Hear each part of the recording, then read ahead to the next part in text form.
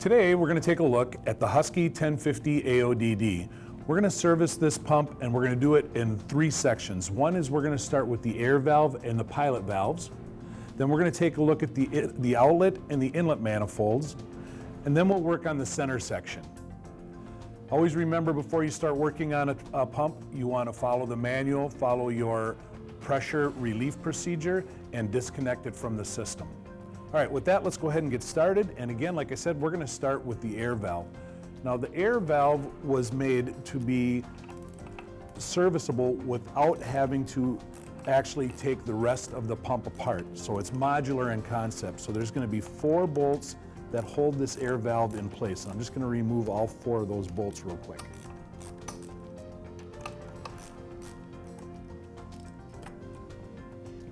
Okay, so I have the 4 bolts removed, and the concept is I can now remove the air valve from the pump itself, and I can choose to either service this right away and replace it, or I can have a spare and install that spare air valve, put this back into production, and then go back and service the air valve.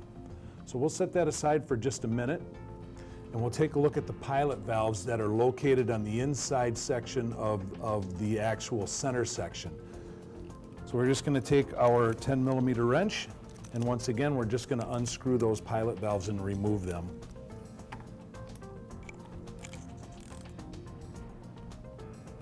Okay, so there's the first pilot valve. This is not a rebuildable item, that you can take this apart and you can clean it, but if there's something damaged or broken, this is a replacement item. All right, so we'll go ahead and remove the second one.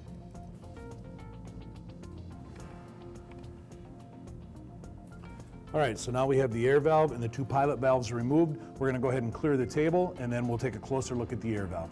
Okay, so we have the air valve out on the bench ready to take down, and we're going to start by removing the air plate.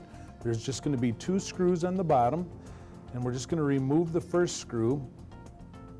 And for the second screw, you can remove it or simply loosen it.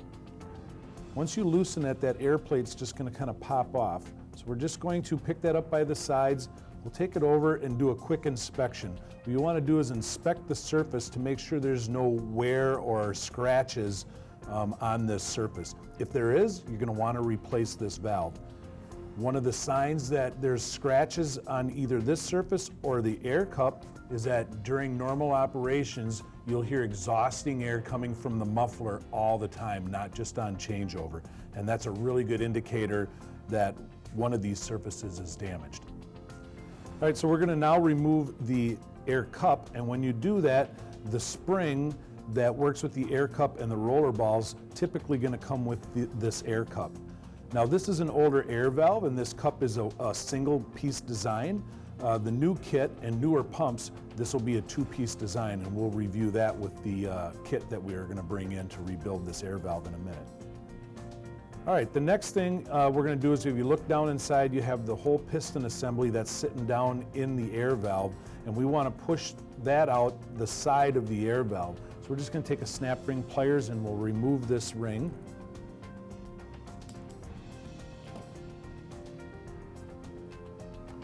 Okay, we'll set the snap ring aside.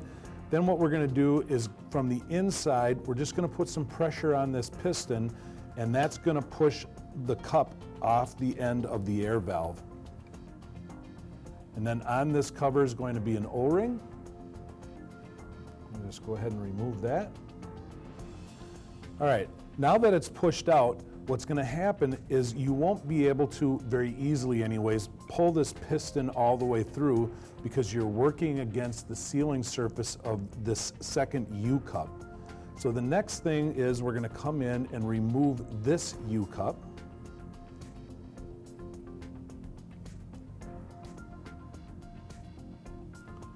And then we're going to come over to the other side and remove the other side of the air valve cover. All right, so now we're just going to repeat the procedure by pushing that piston on the other cover. And now the whole piston will slide right out. So we'll go ahead and remove that second U-cup.